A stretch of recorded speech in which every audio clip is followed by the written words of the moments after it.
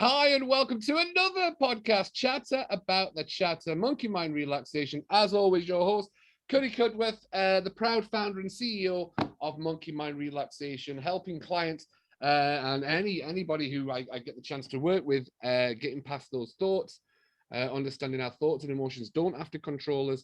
And that's the beauty of working with Monkey Mind Relaxation. But these podcasts recently have been absolutely... I've been getting some great guests, and we spoke to each other about 2 weeks ago before I know you were going on holiday and stuff like that. And I'm like, oh wow, I would love to get you on the show. So I want to welcome, in case you've not already guessed it, ladies and gentlemen, it's Robbie Will. No, let's not do that. No. Let's not start off like this, could it? So it's Tonylewis, aka Tony is Robbie. And I've always known you, and I know we just talked about this, but I'm going to say I've always known you as the UK's #1 tribute to Robbie Williams. Now, you said you didn't want that tag of the #1. Because it's the world, mate. Not just the UK, it's the world, isn't it? Yeah. Now, honestly, mate, from me to you, it's like, I feel like, oh, screw it, I'm talking to Robbie Williams right now. I mean, you could be separated at birth, in all fairness. But the outline of that, mate. It's yeah. So I do follow you on Instagram and stuff like that, and the reason you're on the show is because I mean the arts, especially the arts and entertainment, has took a massive hit. I mean, even from my area of work to changing, obviously, but for yourself, who was entertaining all over the world, you've done gigs all over the world. I saw you in Singapore. You were doing gigs in Singapore. Singapore, Australia, New Zealand, Thailand, yeah. In fact, I probably brought over the bloody virus. Not a claim you want, though, is it? Your Honour. Yeah. So, yeah, and you went to nothing. I mean, just no shows. Yeah, no I mean, nothing. it was just kind of, it was a really you talk about mindset, Jesus. And I think that when you kind of get that, nobody likes a cancellation. Listen, gigs get cancelled. Not all the time, but it happens, circumstances change. And for like doing it for 2 decades, you get cancellations. Sometimes you get the rug pulled. Sometimes you get screwed over. Sometimes you get undercut, such is life in any kind of industry. But this was obviously something very, very different. I mean, I've joked about it since that every other tribute out there said, I want Tony Lewis's diary. And by December last year, we all had the same fucking diary. So and you can I can say that tongue in cheek because we're through it, but to keep getting those emails and the phone calls saying we're going to have to pull this, and you kind of going, all right. And at first I think looking back on it, you just think how stupid and naive we were going. Yeah, if we can just get to Easter. So I know that we kind of locked down on the 23rd of March, didn't we? Because that was my little boy's birthday. That was the first day of lockdown. That's how I know the date. And it was kind of, all right, well, let's just get to Easter. And then I'm like, at the holiday park's Easter, so I can probably do without a couple of weeks worth of work. Because financially, the year before, we just had an extension done on the house. So we were with the anticipation, I had a full diary. My wife, excuse me. No, it's all right. My wife is a stylist and wardrobe on tours. So she had 4 massive tours in. So we were like, well, we'll pay for the extension. We'll add it adds the value to the house. And then we'll go again next year and start saving and rebuild and get your savings back up. And then lo and behold, we didn't earn a fucking penny. I know. And also, you yourself as within entertainment, you've had, unless you're away cruising or doing whatever in January, like I took that time, we went to Thailand then and didn't make much money out of it really. That's kind of the quiet period, isn't it? January, everybody's like, done all the money in December at Christmas and New Year. And then you kind of, but you anticipate that. So when you kind of do that, it was like, well, we'll go again. And then, we get to February and things start falling mid-March and away we go. And before you know it, you just cancelled. And you think the thing is that you can only reschedule so many shows because you don't have many gaps in your diary. If you're half decent, I suppose. And it just got to a point where you kind of going, well, I'm never going to reschedule these gigs. It's getting to a point where the gigs are just going to be next year's gigs now. So every weekend you're losing that weekend instead of rescheduling. It was kind of going to the next year then. And that for anyone's mental health it's scary as hell, because it's just a complete deficit, isn't it? It's a complete loss of everything.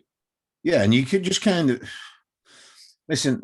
It's easy to kind of say, money this and money that. It does kind of lead to material things like, but you want a nice house, you want a nice car to travel around in, you want nice things and nice trainers and nice clothes, blah blah blah. Of course, we do want that, but ultimately, you need it to pay your bills. You need to pay your mortgage. You need to pay your rent. So then when you're kind of then onto universal credit to see if you're eligible, it's quite, no offense to anybody who's on UC now or full time. For me, who's worked all my life, never taken a penny from the state, it was like, it's your pride as a man. You're kind of thinking, hang on a minute, I've got to provide my family here and I'm not providing. I did have some friends who said, if you need to borrow, I'll lend you some dough, no worry. But you're like, I'll be all right. And you think, you're going, how long is this going to last? And then we were drip fed a little bit of work in Blackpool at the pier, because that was a performance venue, a theatre that was allowed to open. Typically when your lowest paid gig's the one that carries on, but which is sod's law, but it was feeding us, and it was kind of, but not just feeding you, it was letting you go on stage and get rid of that raw emotion and maybe a little bit of anger or, frustration that you had, because the actual chemical and science to go and performing is you burn off all this adrenaline, all this energy is there. So not to get rid of that 4 times a week is a massive thing. You know what I mean? Massive thing. And it becomes a massive monkey on your back. Yeah. Lovely monkey reference there.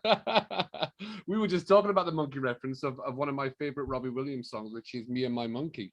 Yeah, man, definitely.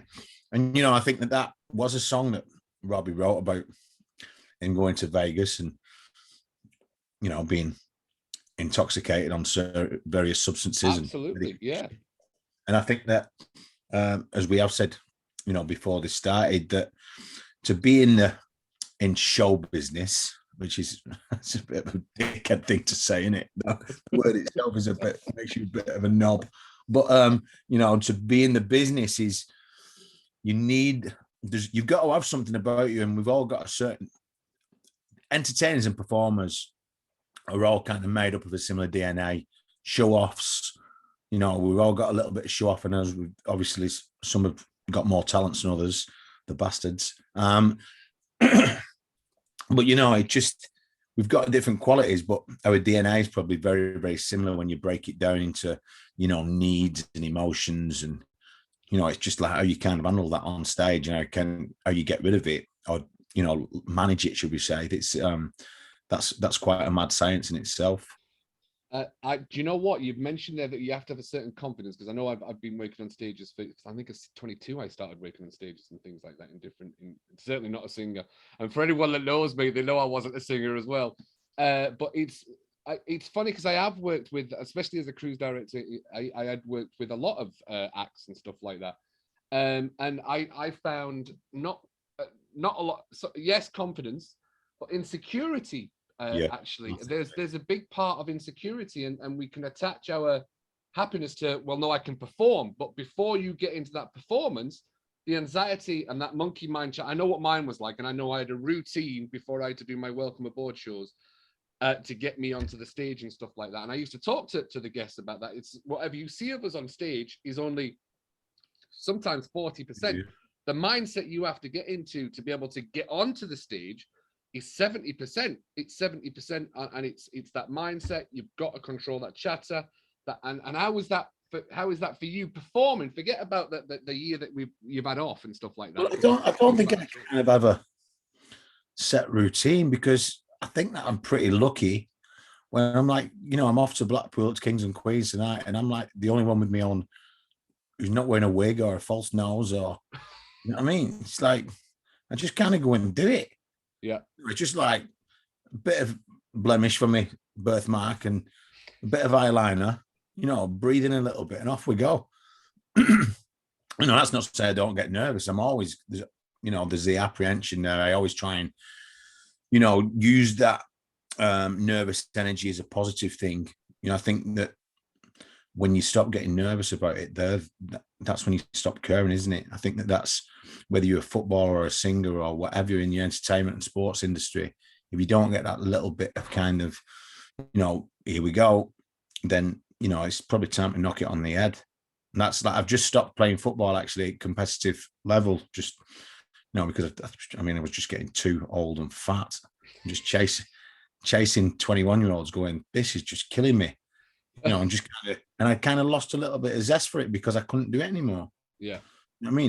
From being a half decent player, nothing ever special, but being able to do a bit, that was causing a frustration in itself. Yeah. So it's like, if you're not very good at something, then stop doing it. There's people who probably watch my gig saying, fucking hell, I wish you'd stop gigging. Now, I know that's said in jest, but I have seen you perform, and it is brilliant, mate. And like I said, I do follow you on Instagram. So when I do see you did actually do an interview with Robbie Williams just before Christmas, wasn't it? Yeah, just before Christmas. He was over in Dubai. So, we get like crazy people all the time. Like some people think, they're usually foreign, saying, hi, Robbie, lovely to meet you. I'm a big fan. It's just like, yeah, but I'm not him. Yeah. Yeah, but, so I got a message of a guy in Dubai saying, how do I get Tony for an interview on my socials? I was like, this is Tony. What do you want? Well, we're doing an interview with Robbie. I'm wondering whether you'd be on it. And that I thought that would mean, can you get us in touch with Robbie? Because that's what a lot of people do. Have you got contact for? Oh yeah, you know what? I'll just send him a WhatsApp, mate. So, but he was like, no, we're interviewing Robbie and want you in on the interview. So it ended up kind of, coming up trumps, and he was great. And, he's like, oh, it's Tonylewis. I know you, Tonylewis. Yeah, you doing, man? Pause there for a second.